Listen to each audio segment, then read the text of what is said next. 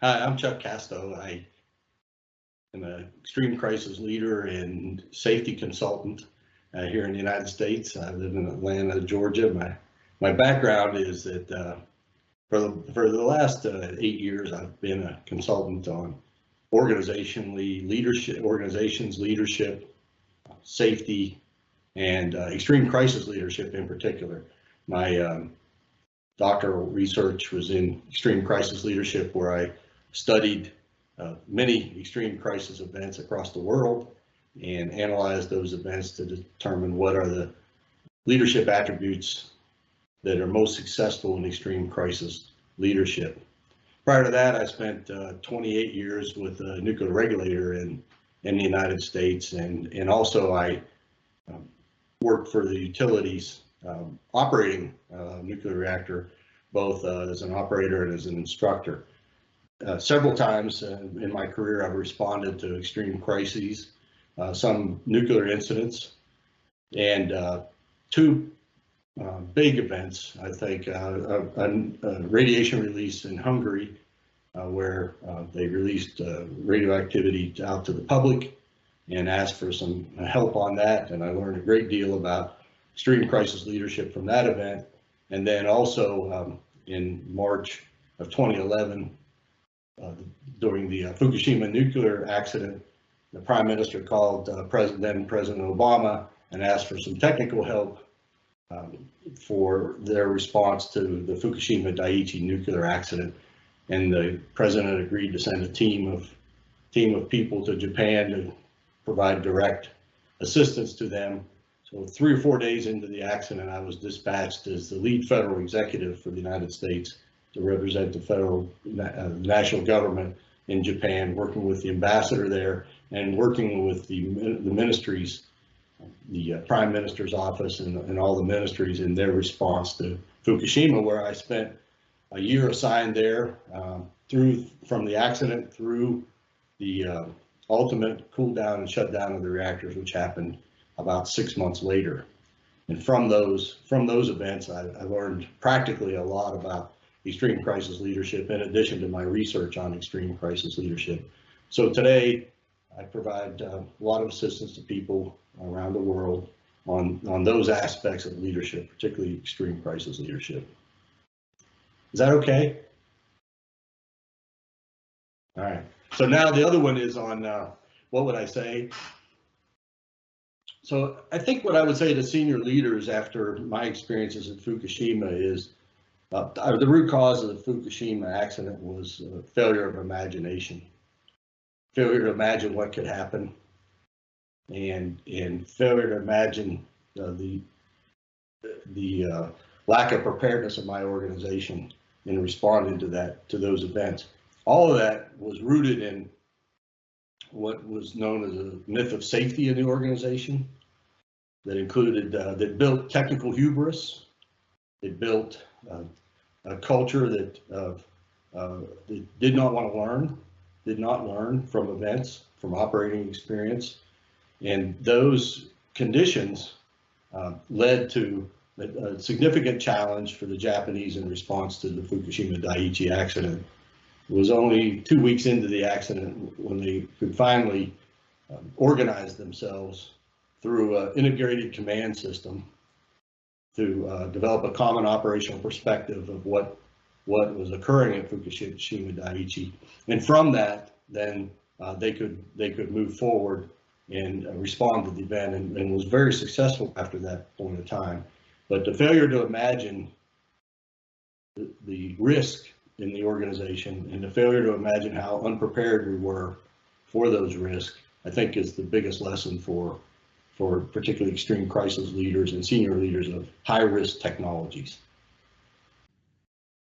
Well, people often ask me what the key moments of the Fukushima nuclear accident are, or what they are, and particularly for someone who might not be familiar with the events, it's hard to pick one. There were so many incidents during those days, particularly the first 2 weeks, to choose from. It was a cascading event. And I know for me that every day I thought I had seen the most unfathomable circumstances that I would ever see in a nuclear plant, until the next day. and then it was even more unfathomable. But I think if I had to call it down to 3 or 4 instances, the number one instance was when the site vice president they were injecting fresh water into the reactors to try to keep them from melting down, and they ran out of fresh water, and they chose to switch to a seawater injection method, basically from fire trucks. Seawater injection would completely ruin the nuclear reactors so that they could never be used again. And when the prime minister and the president of the company found out that Yoshida-san, the site vice president, was injecting seawater into the reactors, they called him and asked him or told him to stop injecting seawater. But he knew that that would mean a significant core meltdown. So he told them he would stop, and he didn't. Basically, it comes down to he lied to them. I think that that's a tough ethical question when he defied the prime minister and defied the president of the company. Talking with him later, before unfortunately he passed years later, he thought that if he openly defied the president and the prime minister, that they would replace him with someone who would stop injection, and that was the wrong thing to do. And I know for us in the United States, we license the operators in the control room to make those kind of decisions. We don't license the prime minister or the president of the company to make those decisions. So in my mind, it was basically an unlawful order for him to do that. He was the commander. He had all the authorities, and he chose to maybe deceive the organization. But I can get past that. He was basically an operator at that time. He wasn't Japanese or a politician or anything. He knew what needed to be done. I think the second incident was in the control room when the operators were helpless in the control room and fearful for their own lives and the amount of radiation they were being exposed to. Some of the young operators wanted to leave the control room, abandon the control room. There was nothing to do there. They had lost power.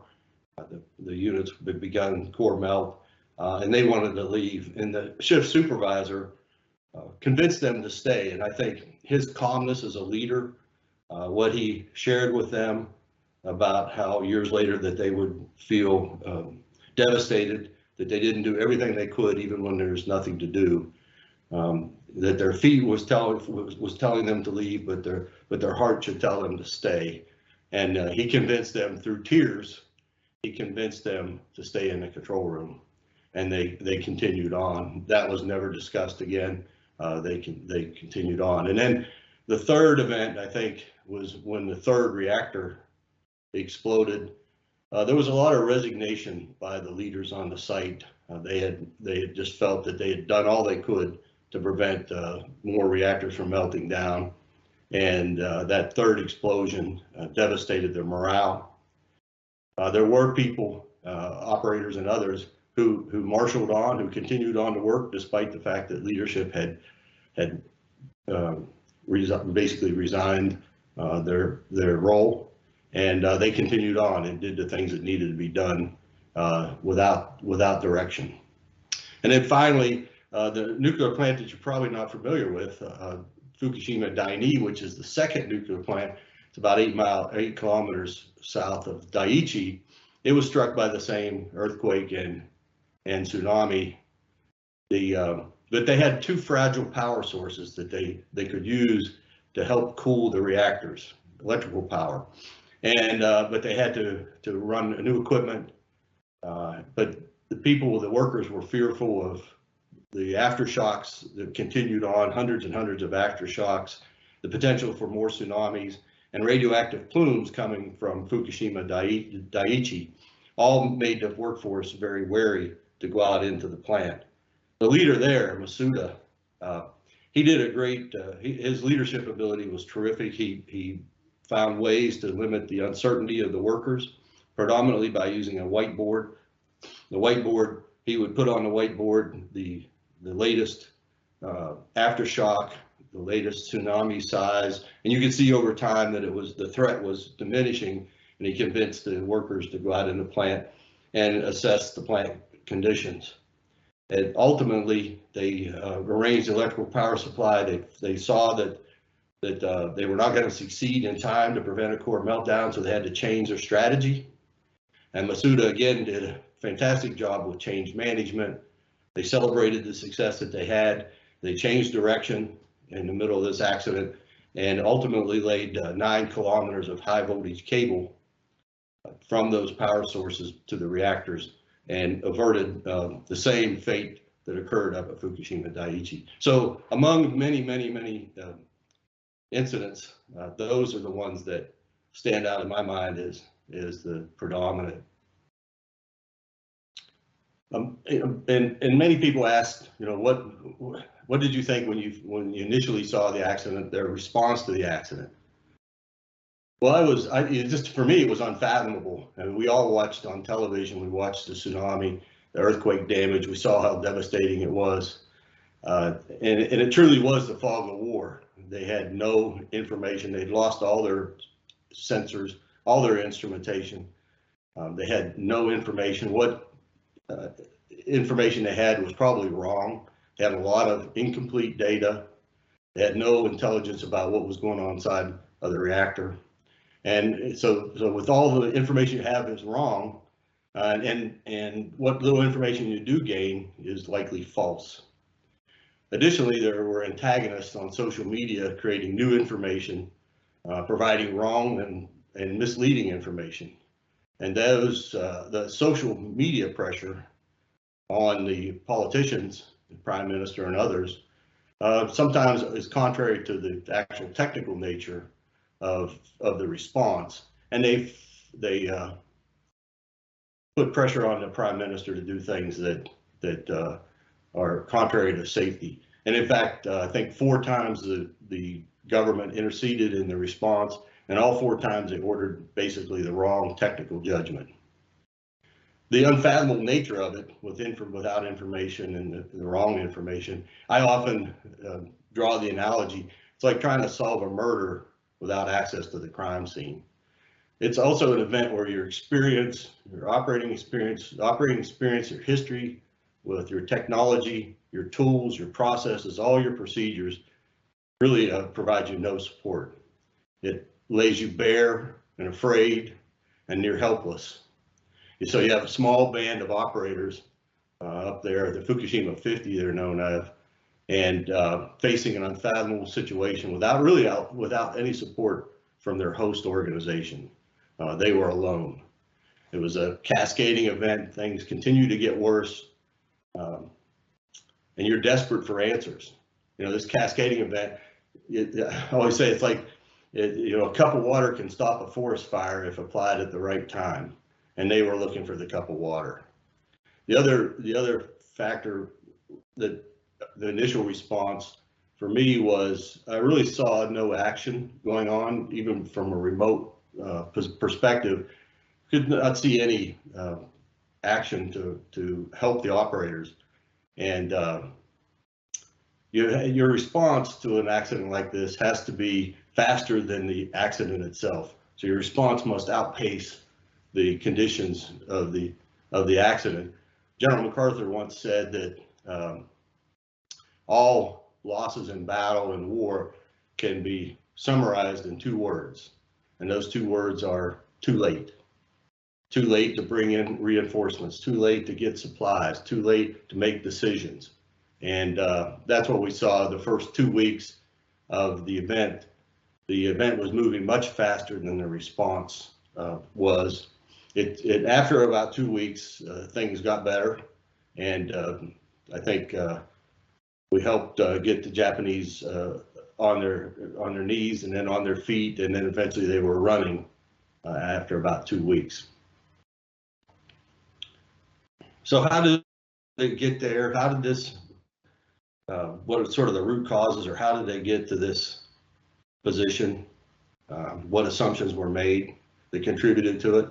Well, actually, I can go back 100 years to the 1900s and map out the energy strategy in Japan and how it changed and how it contributed to the accident at Fukushima Daiichi. They were decision dominoes set up, and including probably most significantly after World War II, when General MacArthur changed the electrical system in Japan to centralize it and have two different grid systems, two different frequencies, voltages.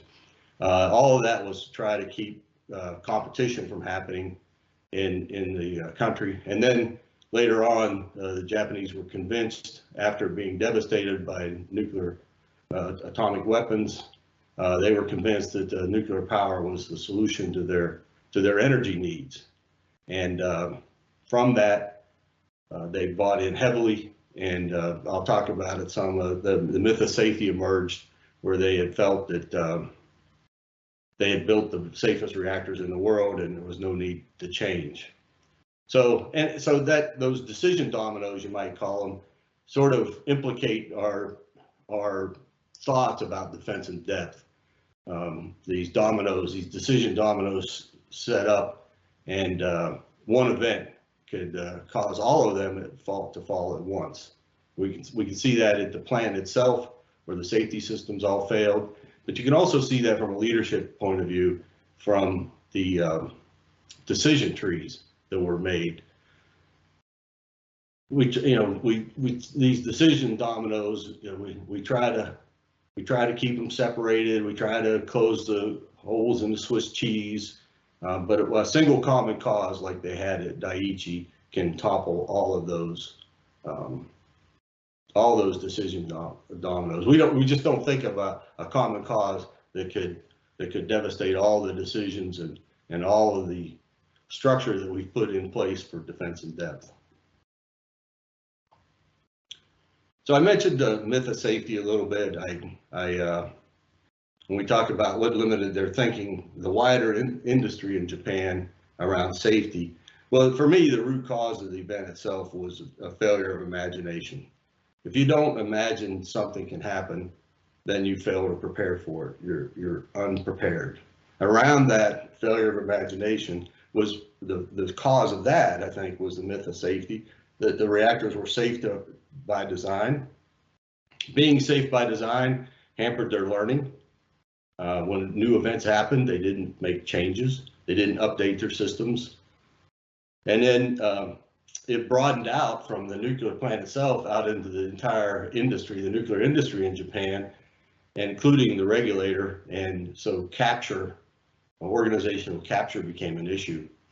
And then many times we have processes to sort of help us against those kind of biases, and that's speak out programs. And I would say that the speak out program, particularly for that utility, had failed. There were voices in the organization that said that there were problems, and those voices were not heard. At Fukushima itself, the philosophy, the theory about safety, it was an old plant. They had really experienced no significant issues, but that built sort of a hubris. There's a lot of overconfidence. On the other hand, that utility, they outsourced much of their maintenance and engineering. Really, the only organization that they controlled themselves were the operations part of it. So when the event happened, the vendors, the outsourced people, they left. They evacuated. They left. So the operators were left without any assistance from the maintenance and engineering organization that they had. So they had, over the years, they had deferred to expertise, and so they had big gaps in their expertise about the maintenance, operations, engineering of their own site. I think also over the years, their operator training became stale. Most of their training was rote, repeated, and no new operator training was brought in to challenge the operators. So when we talk about critical things that were overlooked and may have helped during the accident, like emergency processes that should have been in place before the accident, their emergency procedures had not been updated, basically because of this what I'll explain, the myth of safety, where they had thought that the plants were safe by design. Their emergency procedures were not updated based on industry operating experience. Yeah, for example, after 9/11 in the United States changed their procedures for nuclear plants to have portable equipment nearby. Should an airplane strike the facility, this portable equipment could be brought in and help recover or prevent an accident from occurring. The Japanese did not learn that lesson. They did not implement those changes. Said that for a couple of reasons, they didn't implement those changes.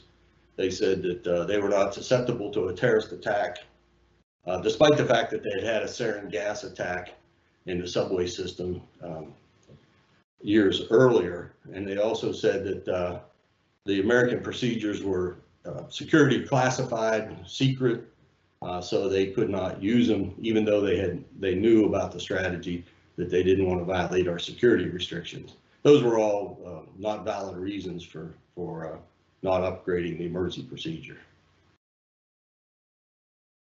So what part does business, team, and societal culture play in shaping attitudes towards safety? Well, companies really have to emphasize the need for individual accountability, integrity, honesty. Workers have to put the public interest over the interest of the company. Companies and individuals must overcome a climate of defensiveness, introversion, isolationism. And you have to have a strong safety culture, which values engineering ethics, risk management, technical conscious principles. And this culture really should start early, not when you get hired. It should start in schools. Integrity, conscious, technical conscious, all those has to start particularly in engineering schools, engineering programs, and it can't be indoctrination, it has to be education on these concepts. It wasn't until the late 90s that engineering ethics was taught in engineering schools in Japan. Safety culture particularly cannot be engineered. You can't engineer it, it has to be developed. And you also have to focus on creating a pool of future cultural leaders. Not everyone in the organization, and the leaders have to learn how to build a safety culture organization. Because not only do you have challenges from inside on safety culture, you have challenges externally as well. Often top leadership have external pressures on them, whether it's stakeholders, shareholders, whoever it is, and these externals create pressure on the leadership. And managers then make internal changes, and workers respond to those changes. And sometimes it has a negative impact on safety culture. And your organization needs to know whether your detection systems to detect the decline in safety culture are working. Is that recognized that your safety performance is declining? If not, then an event occurs. So your organization's culture has to be constantly monitored through oversight, early intervention into concerns. That's always warranted. Some people say you always have to have that safety culture unease, because good leaders going in the wrong direction yields the same results as bad leaders with no directions. And workers follow the manager's lead. Or if it's negative, the leadership is negative, they reject it and rebel against the organization. Either way, it leads to the same results, a decline in safety culture. People do what people see. John Maxwell said that, I think. People do what people see, so they reflect the organization. If the organization is negative, has a bad safety culture from a leadership perspective, the organization will have one too. The organization typically reflects its leaders. A sign of that is having repeat events. If you continue to have repeat events in your organization, you've not sustained a strong safety culture. And there's inherent difficulties with establishing and sustaining a strong safety culture in large organizations. You have to have the capacity to recognize safety significance of issues.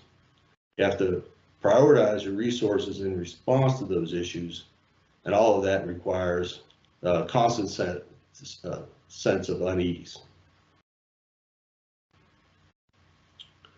I've talked about and written about the differences in the plants in northern Japan and the culture and the management culture, how they contributed to different outcomes. It's a very interesting situation. You have Fukushima Daiichi, and that we all know, we saw on television, and we have Daini, 8 kilometers south, that I talked about, Masuda-san being a terrific leader there. And then above that, you have the Onagawa plant. All three of them give different insights into leadership. I've talked extensively about the leadership at Fukushima Daiichi. I've talked about the leadership at Daini. I would just say the leadership at Daini with Masuda, it's a textbook example of how to lead through an extreme crisis. He reduced the uncertainty in the organization first. By giving them information. He was honest with them and gave them information. And then he used strong change management tactics or strategies to restructure the organization, get them focused in a different direction than they were at. They put a lot of effort into the first direction of providing power supply to the reactors. I put a lot of effort into that. And fortunately, he did not overcommit to one strategy, and he changed the strategy, and the workers responded. He did that using a couple of techniques, but mainly he went down to the location of the equipment. He encouraged people, told them thank you for what they had done, and explained why they had to change strategies. The other plant, Onagawa, north of Daiichi, that plant, they had an engineer who recognized that there could be a significant earthquake and tsunami, and that their defenses were not sufficient to defend against that size earthquake and tsunami. He spoke, that Onagawa plant is owned by a different utility. He spoke up, the management leadership at that utility listened, and they elected to raise the tsunami wall at that site. That work was completed the summer before March 11, 2011. So it was completed just about 8 months before the earthquake happened. Very fortuitous that work was completed. Onagawa had no challenges. As a result, the nuclear plant Onagawa had no challenges with the tsunami and earthquake, even though they were further north, closer to the epicenter. The city of Onagawa was devastated by the tsunami. Many people died, and the plant, Onagawa nuclear plant, ironically, was used as a shelter for those people. So you can see the 3 different leadership styles. Speak out worked at the northern plant. Extreme crisis leadership worked at the southern plant at Daini, and then the challenges that we saw at Daiichi.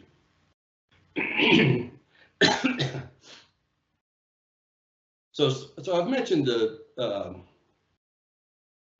myth of safety several times. I want to dive into what is the myth of safety and what were the impacts of the myth of safety.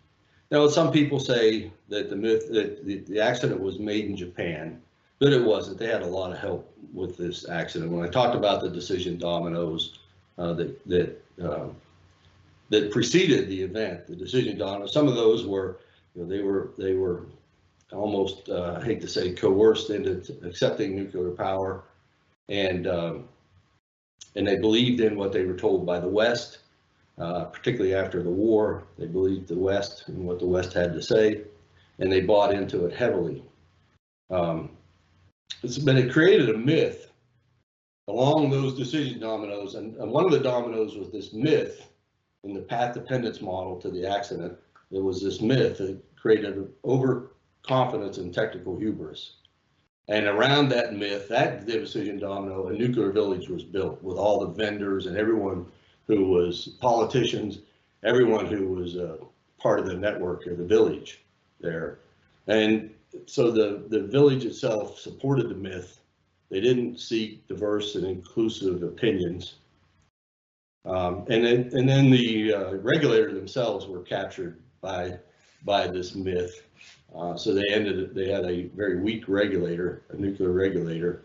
When the international community tried to work with the regulator and repair their abilities, they were rejected.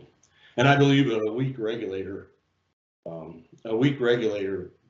ends up with a weak industry. So the myth was the village devoted vast resources to persuade the Japanese people in what I would call, and others have called, a propaganda campaign about the safety and necessity of nuclear power. You know, bureaucrats developed elaborate advertising campaigns throughout Japan, extolling the virtues of nuclear power. Politicians pushed through the adoption of government-mandated school books, textbooks, which favored nuclear power. There were many organizations within the Japanese society that were funded predominantly through the ministries that oversee nuclear power. And those ministries sent experts to schools to share the virtues of nuclear power. At the nuclear plants themselves, they built reception centers, basically PR centers, that ultimately became tourist attractions at the facility. And all of those PR centers were designed to promulgate the notion that these plants were designed and inherently safe. So that permeated the entire nuclear village, and it permeated, and there was an unreasonable overconfidence in the technology, and thinking about safety itself had really had a poor foundation. So the safety culture was built on a very weak foundation that was not justified. So when the accident happened, it was clear that the basic hardware like procedures, emergency response, leadership ability was deficient. And the low point came when a country like Japan, who values robotics, had to ask China for a pumping system to pump water into the spent fuel pools in the reactor. So that was a major blow to their psyche, that they had to reach out to China. They really did believe that accidents would never occur, and they were steadfastly opposed to new technology which they regarded as unnecessary.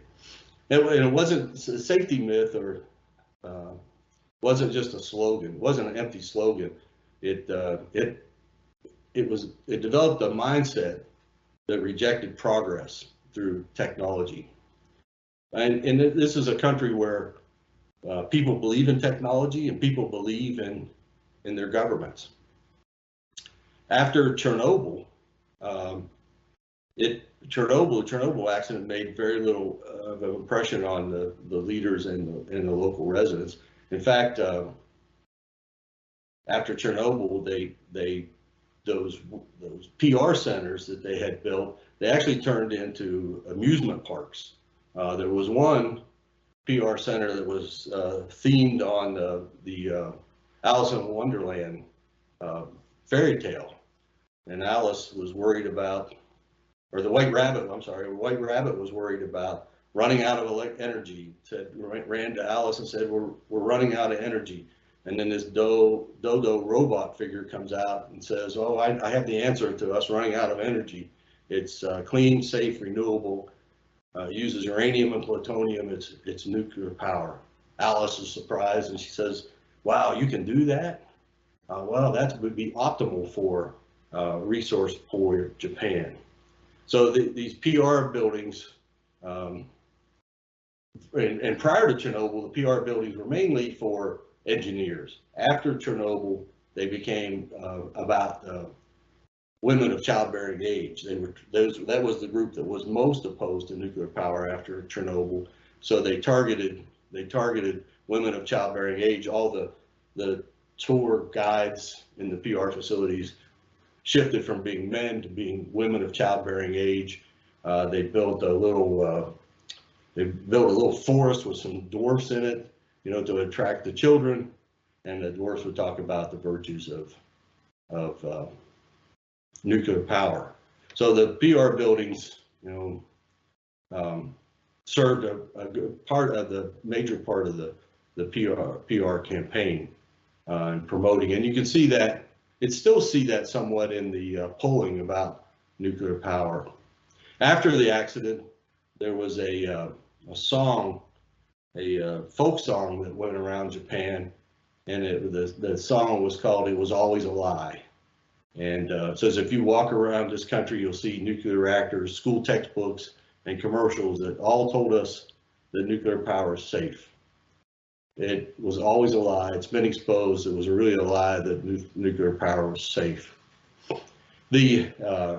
Some of the panelists on the investigation for the accident for Japan, there was a quote that one of the panelists said was that Japan had become entangled in its own net, its own myth. And so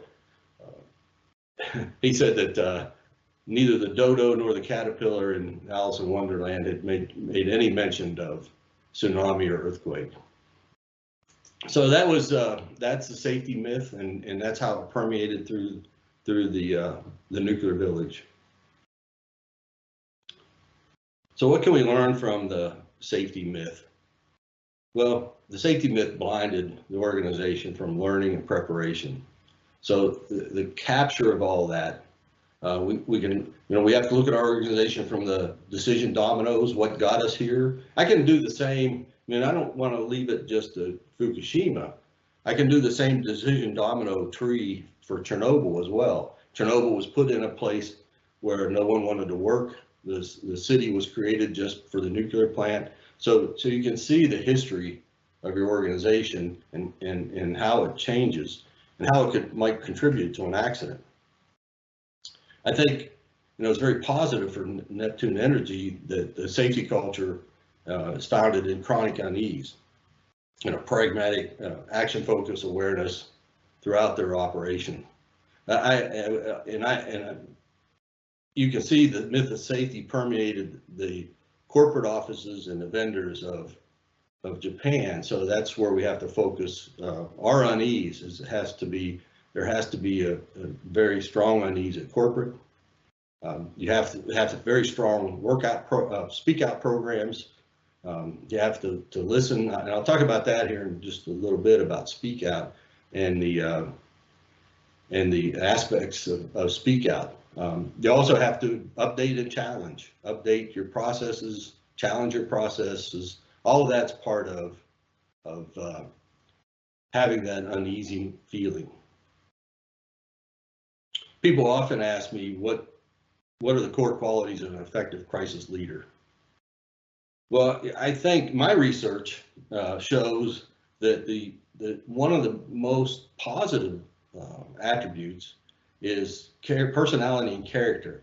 And when I say personality and character, everybody jumps to, well, they're a nice person, they're jovial. That's not what I mean. The personality and character of a leader, that really consists of what is their mastery and hands-on experience, contextualized across all levels of the group, and also that leader has an internal locus of control. I mentioned Izawa in the control room and how he convinced the operators to stay in the control room. He had great calmness in the face of uncertainty. Before he spoke to his operators, when the accident, the first seconds of the accident, he went behind a pillar and he did a self-check of his own body conditions. He looked at whether he was breathing fast, whether his hands were wet, whether he was shaking, and he made sure he was composed, and then he spoke to his operators. I think another positive attribute for extreme crisis leaders is strong change management. We saw at Daini that Masuda had strong change management, that he reorganized the organization after they put a lot of effort into one direction. So that change management and how he did that, how he reduced uncertainty. Another positive attribute, I think, is you have to fight strongly for what you believe in, and your workers are watching that. Are you fighting? Are you fighting for what you believe in? I guess you can attribute that to Yoshida. He fought strongly for what he believed in. He was an operator, If at Daiichi he believed that he was doing the right, technically doing the right thing. And of course, a good crisis leader, risk manager, has to be a good communicator, and we all know that. They also have to be able to read the atmosphere of the organization, and really not get captured by the organization wholly. You really have to have, I think, as a leader, you have to have one foot in your culture and one foot out of your culture, so that you can have a balanced perspective. And then finally, one of the key ones, I think, is having leaders having effective sense making. Carl White has done great studies on sense making and what that means. And simply put, I think it's having a vision of where you're going. People want to know that you have the strong vision.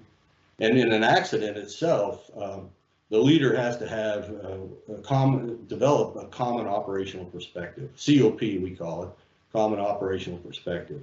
That's a perspective of what's happening in the accident that they can share with everyone, so that as people down in the organization make decisions, they'll have the understanding of the common operational perspective of the accident that the leader has, and then that helps contribute to success if everyone has that common operational perspective.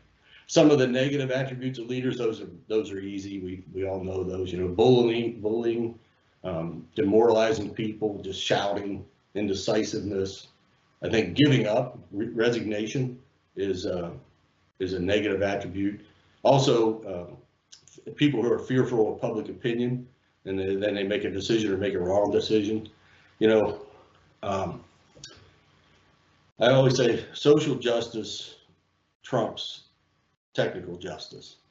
What I mean by that is leaders, particularly politicians, get influenced by social concerns, and that social justice will trump the technical justice. We saw that, as I said, 4 times at Daiichi, where social pressures caused the prime minister to give orders that were wrong.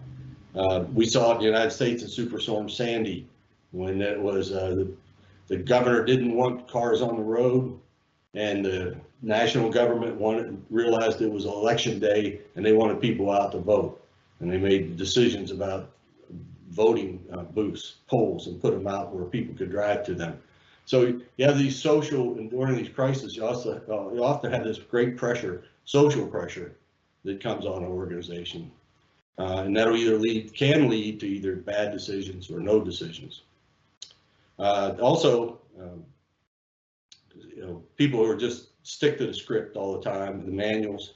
Masuda proved that he didn't stick to the script. He made changes. Yoshida did the same thing. And then you also have leaders who are more focused on what I call accident management, than crisis leadership. So they're trying to manage.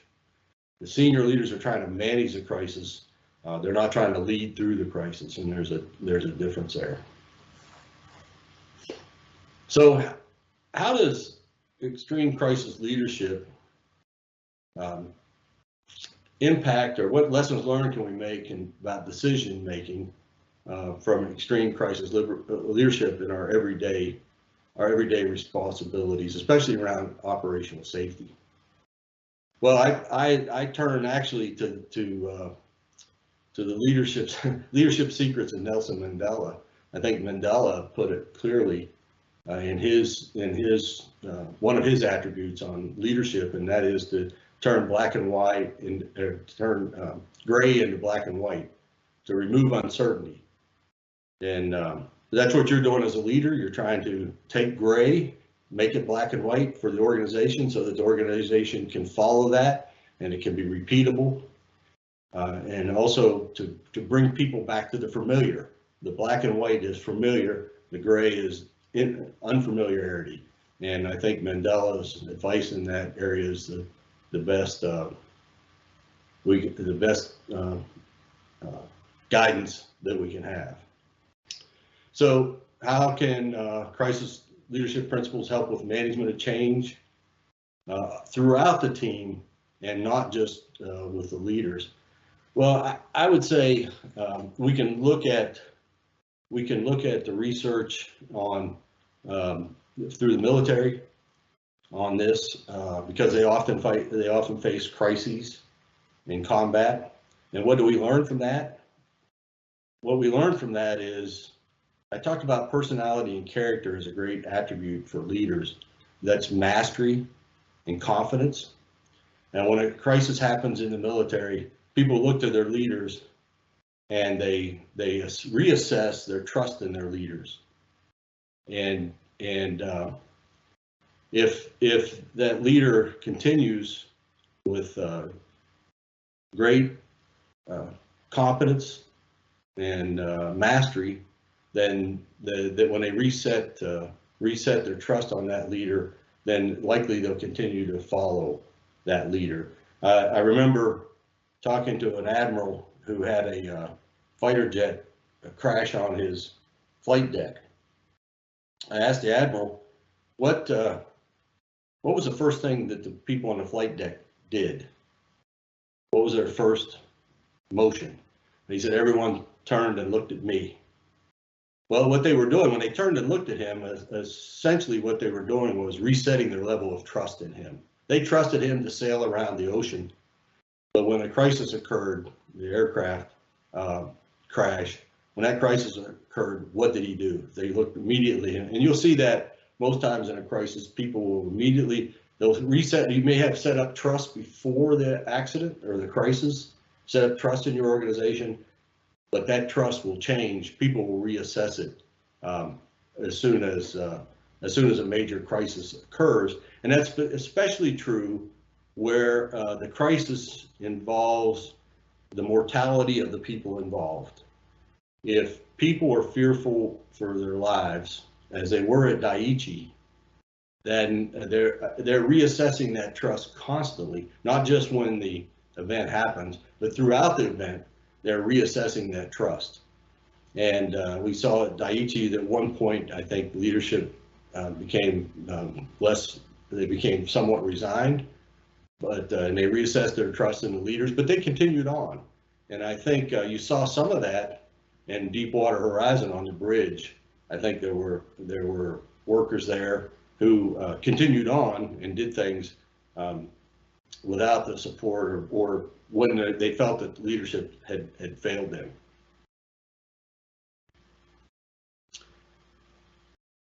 So we talk about how do you, if you're a worker in all this, how do you manage upward in a way that helps the team spot, minimize, and manage risk and communicate effectively with senior managers?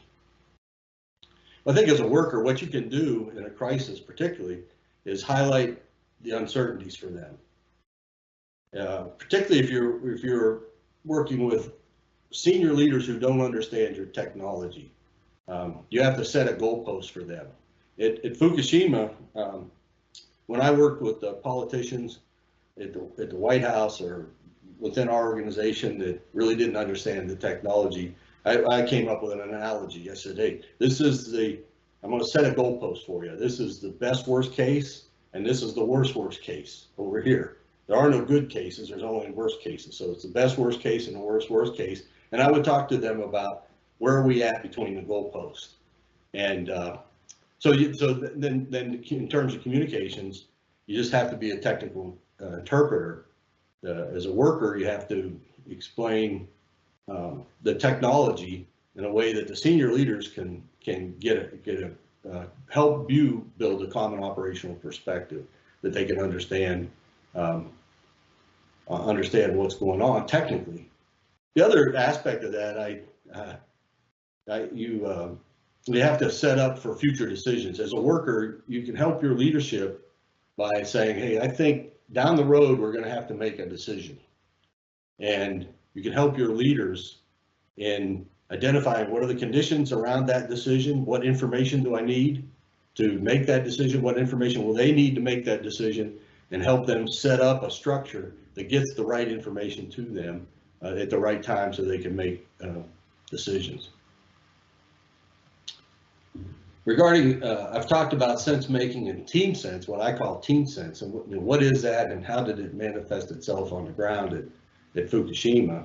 Well, I talked, sense making is basically developing a common operational perspective the leaders and others working to develop the accident at Fukushima Daiichi was far beyond the leadership abilities of any one person on the planet. It was unfathomable conditions. So you have to develop through the integrated command structure. You have to develop a common operational perspective. So it's working together to develop this common operational perspective, and it's, as Carl Weick would say, enacted sense making. So you do this step by step. Don't overcommit to a strategy. It's acting your way into a new vision through trial and error.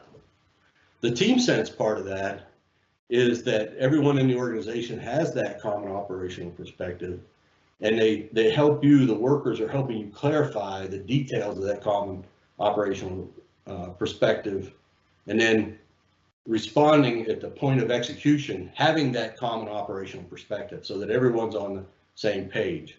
I learned when it is unfathomable every day as we went through and I faced new unfathomable circumstances. I found that I would have epiphanies, about something, and I set up the organization so that I could see a decision coming in 2 or 3 days. I need to set up the organization, and they need to know what I'm looking for. Set up the situation so I have all the right information and we have the ability to make the correct decision 2 or 3 days down the road. Some people call that metacognition, thinking about thinking. So I try to use that skill set to think about thinking every day. But certainly Daiichi itself was bigger than any one person. So the common operational perspective is key to success.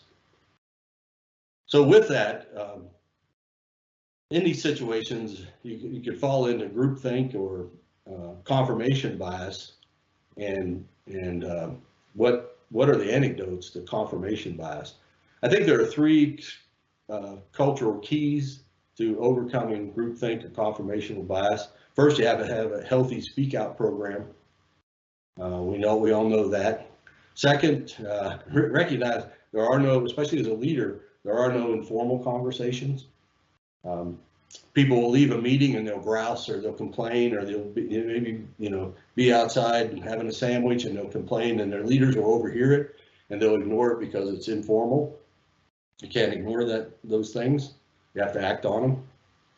And then thirdly, it's counterintuitive, but I think in the organization you have to develop constructive dissent. You have to encourage debate. You have to flatten the organization. So organizations must be able to butt heads frequently to ensure you get the broadest perspective to each decision. And there's a difference between debate and argument. Right? Debates are constructive in building towards some kind of conclusion. Often in arguments there is no conclusion, and in an argument there's also sort of emotional scar tissue left behind in an argument. So CEOs play an important role in building this culture, flattening the organization. Oftentimes they have to act as a referee. And their job as a CEO is to make sure that these debates are not arguments, that they remain constructive for the short and the long term, and they help the teams navigate through decisions. So you as a CEO, you're that referee, and you're ultimately responsible for the organization, and make sure that you, as I used to say, don't leave dead bodies behind. What were the examples of those confirmation biases at Fukushima? Well, I'll give first a positive example of how they overcome a confirmation bias. Izawa in the control room, when there was a lot of uncertainty, the operators were very concerned about their own mortality and shaken up and just emotionally wrought. He reminded them to follow their procedures and their training. So there was all this uncertainty, and he brought them back, as I said before, about turning gray into black and white. He brought it back to black and white. He said, hey, let's follow our procedures and our training. And all that helped what I'll call the fear factor, to eliminate the fear factor that the operators had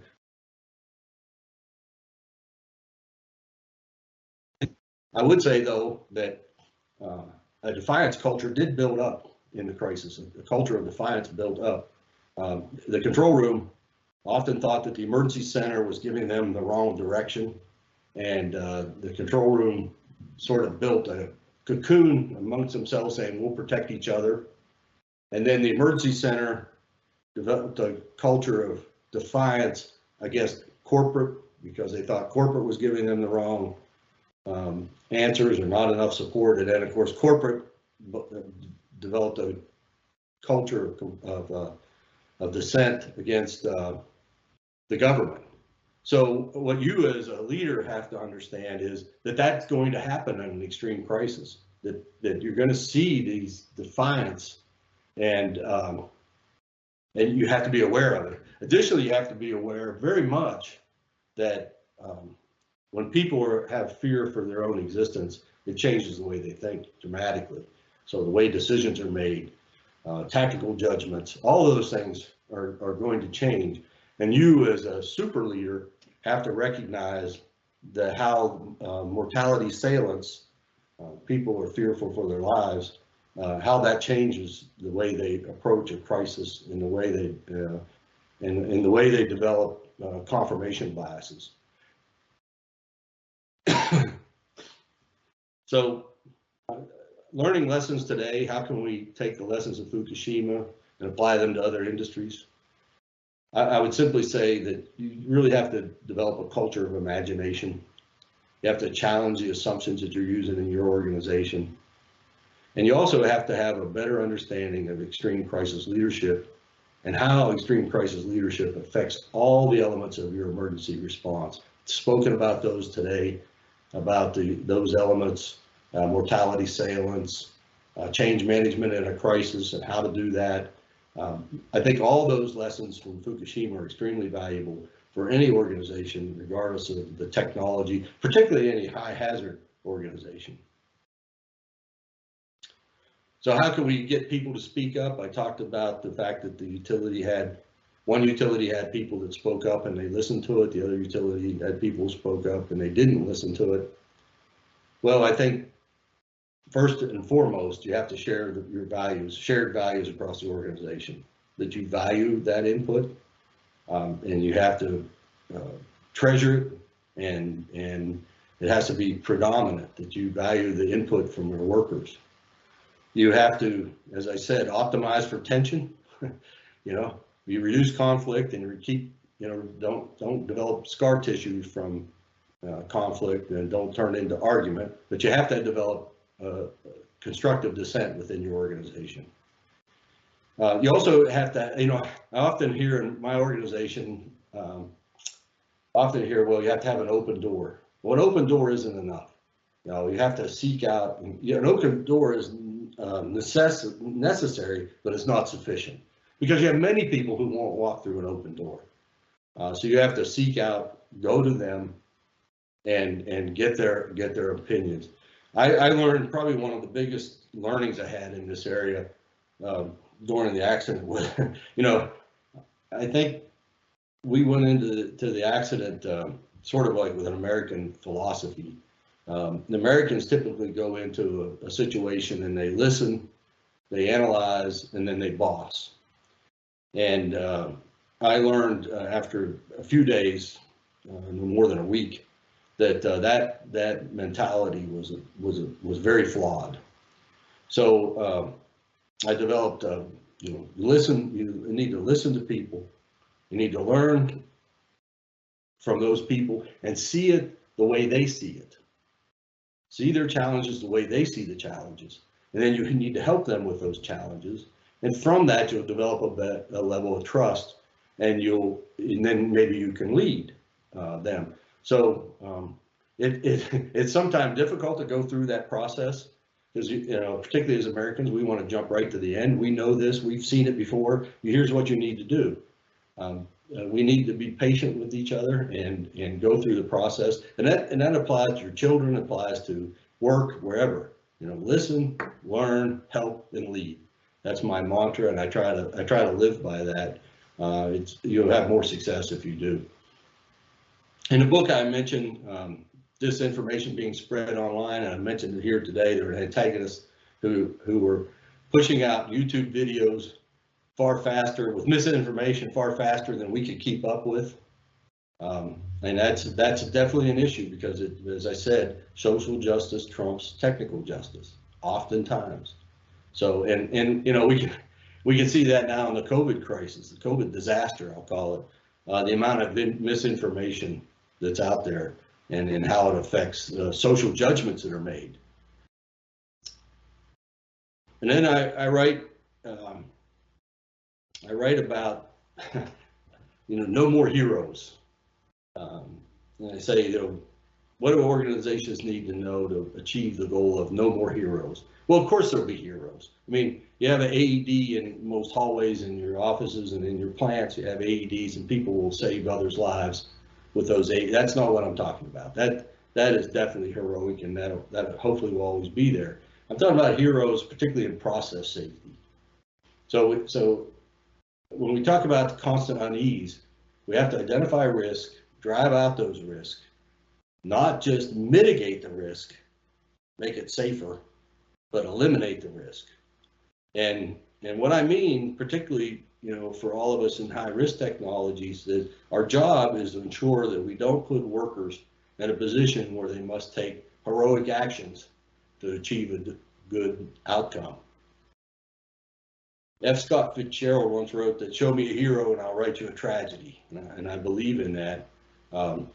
We don't want to put people in positions where they have to take heroic acts.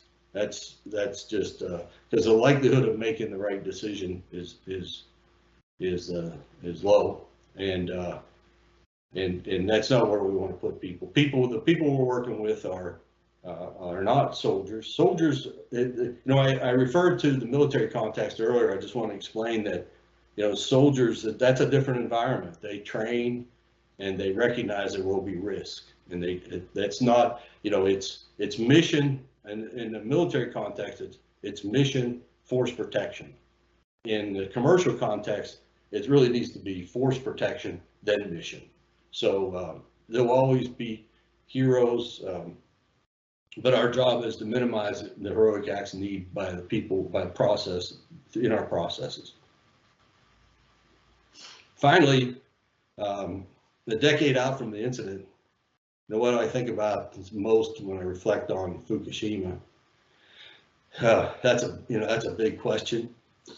What I think about most when I think about Fukushima is, you know, there were deep roots. This accident had deep roots at the highest levels. Bad decisions were made. There was technological hubris and a broken safety culture. And the bigger and important factor of that was all undetected. It didn't get exposed. And those decision dominoes, that safety myth, the nuclear village, all conspired and to lead up to and then complicate this accident. Everyone in a high-risk technology faces a common enemy, and that's hubris and complacency. And these operators face that circumstance with no operating experience, no ability to recover, no ability to mitigate. At this point, you're in pure organizational innovation space. You know, you're layer on top of that, you're fearful for your own existence. There's already been great death and destruction. You're afraid for your own life, with almost no help from the outside organization. You know, it's almost like you're in a rowboat with no help from the outside. Very little communication and no way for the host organization to rescue you. This isn't like an Apollo 13 crisis where, you know, you can simulate what's going on and then send up some orders and tell people how to recover. It's not like a 3 Mile Island nuclear accident where you can bring in experts from the outside and they have access to the facility and they can help you with your response. It's not an event like a hurricane where our operational experience helps inform our response. This event, I think, most closely reflects a wartime posture. I often say, you know, outside of war, man has never faced the forces of physics and the forces of nature that those operators faced at Fukushima. You have weather conditions, little communications, little support from the host organization. It's almost like the Battle of the Bulge, you know, the siege of Bastogne. But in this context, it's not a military context, you know, where you're conscripted. This is essentially volunteers. They're your workers, they're people, they're not soldiers. You know, not prepared for the unfathomable and not ready to put mission over self and life as our troops often do. And the key thing is, you can never let this happen again. Every time I walk in that land up there that's evacuated and contaminated with cesium, I think to myself, as a nuclear professional, you know, first of all, I've contributed to this. I feel complicit in this, both as an American and as a nuclear worker, feel complicit in it. And I think every time I walk up there, we can never let this happen again. And it takes a constant unease, and it takes every day, every decision, working to sustain excellence.